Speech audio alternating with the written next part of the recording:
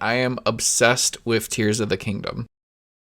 And it all started because of this Link Amiibo that I found. After looking at it, I decided this base was really ugly. And I could do better. So I went to my scrap pile and went to work. I placed Link down where I wanted him to be and decided that this was going to be a sky island, which is a prominent location in Tears of the Kingdom. I started to cut out the sky island with my hot cutter knife and quickly found out how crappy this tool was and went about it the old school way by ripping it apart with my fingers.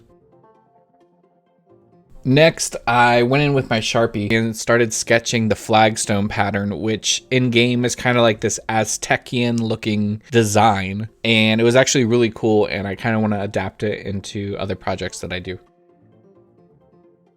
And then remember that hot wire tool that I said was crap? Well, yep, I brought that back out and used that to start carving in the gaps between the flagstones. It worked a little bit better this time though, not gonna lie. I just had to have a little bit more patience.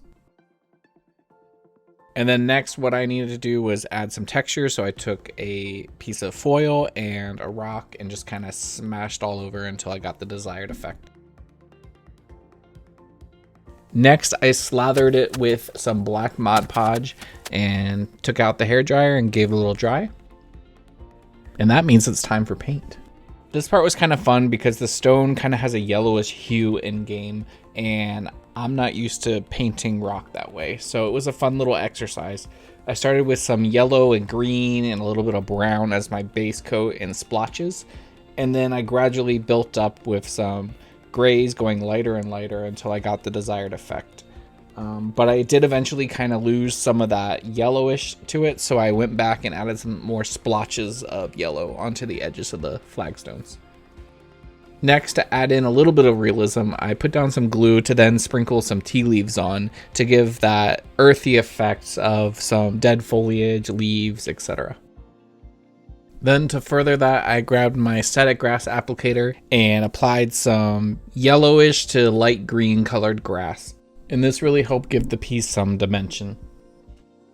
Next, it was time to introduce Link back into the piece, so I just glued him down using some Eileen's tacky glue, and that held pretty well. To me, the pose that he's in looks like he's using his Ultra Hand ability, so I ran with that and decided that I was going to print up the Wing Zonai Device from the game. And luckily, Nerdmaker Engineer on Colt 3D had a replica wing for sale, so I purchased that and popped it into my printer. In game, the device is sort of a turquoise, so I just slapped some paint onto it and it was ready to go.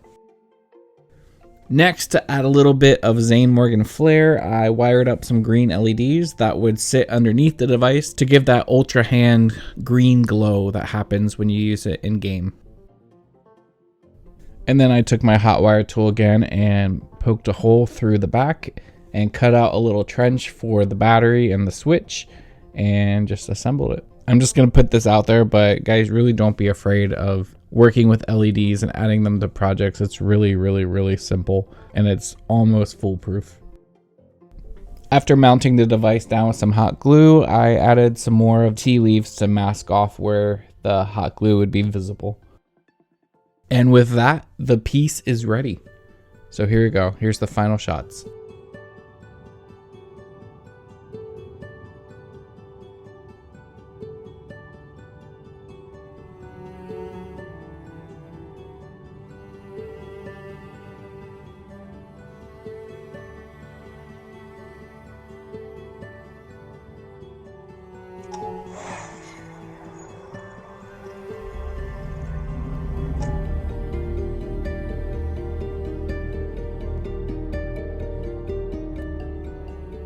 And that's going to be it for this video, folks. Thank you so much for watching. If you haven't already, hit that subscribe button, give me a like, and let me know in the comments what you think of the project.